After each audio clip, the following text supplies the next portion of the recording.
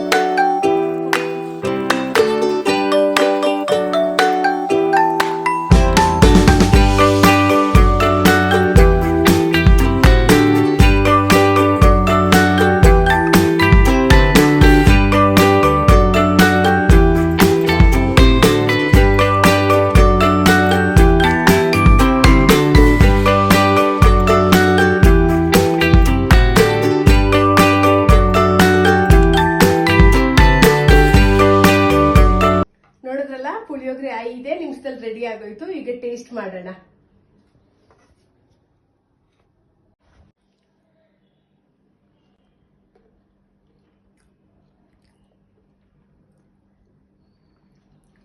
Super ಆಗಿದೆ. ಸ್ವಾದ ಹೆಸರು ತಕ್ಕಂತೆ ಸ್ವಾದ ಭರಿತವಾಗಿದೆ. ತುಂಬಾನೇ ಚೆನ್ನಾಗಿದೆ. ನನ್ಗಂತೂ ತುಂಬಾ ಇಷ್ಟ ಆಯ್ತು.